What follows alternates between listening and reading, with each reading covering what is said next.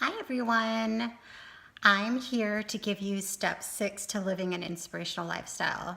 And you probably noticed that through the past week, I've been posting up all of the videos that I've done this past year, which I started in February 2018.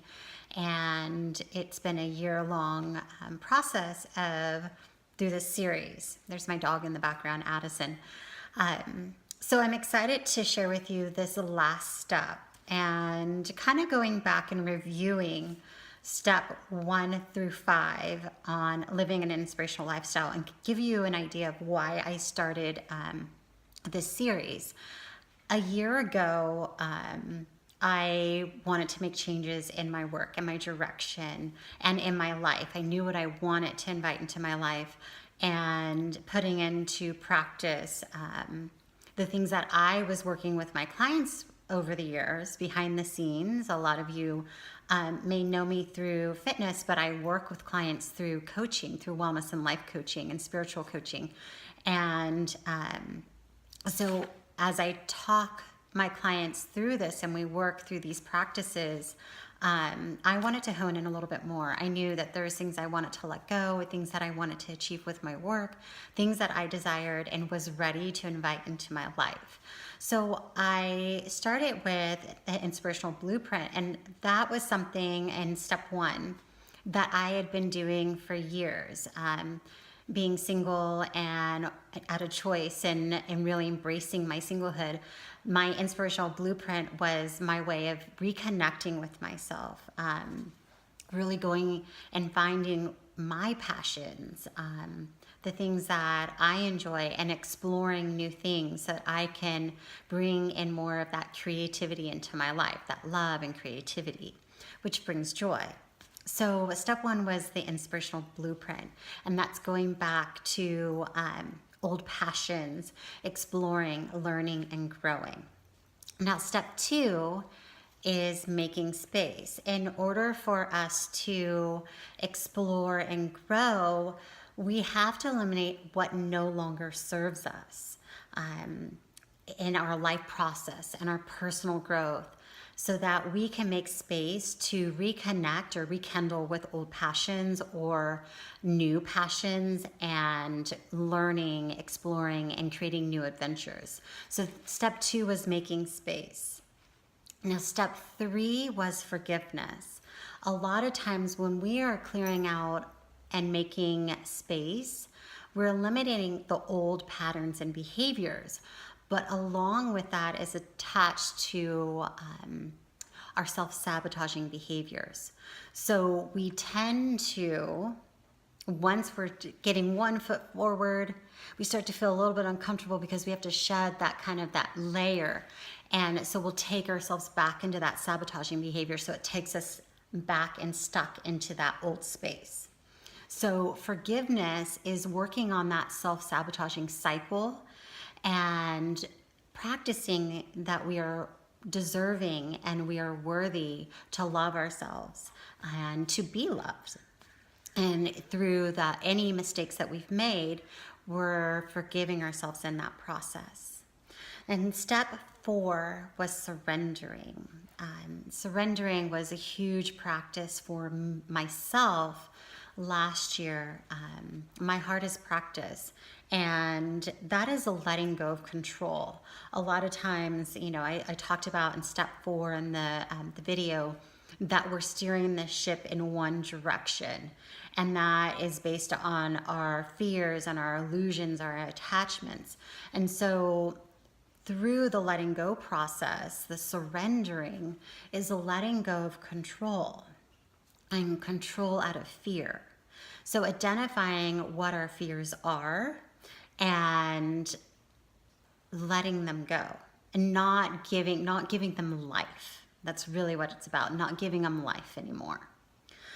So step 5 I did back in October, and step 5 was vibration.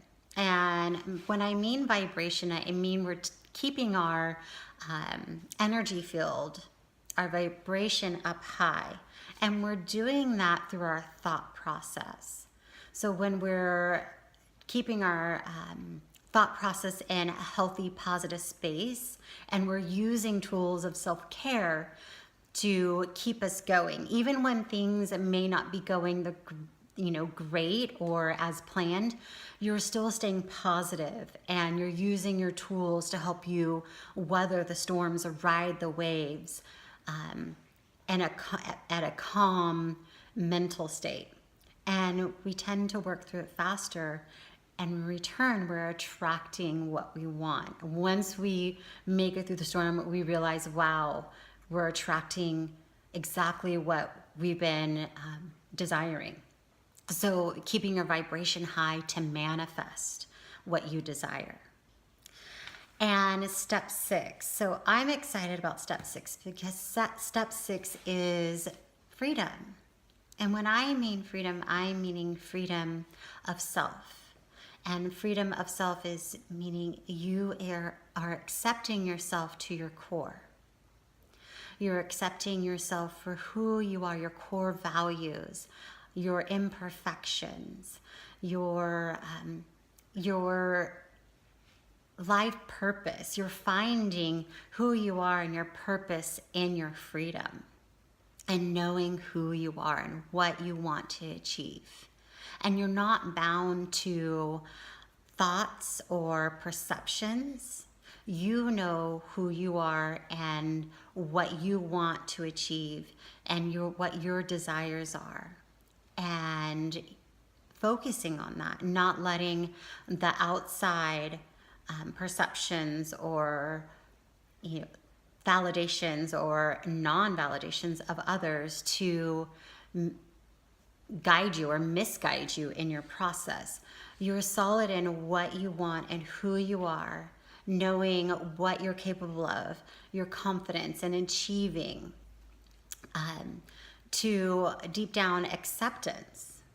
And when we come to that place of deep down acceptance, we are loving ourselves unconditionally.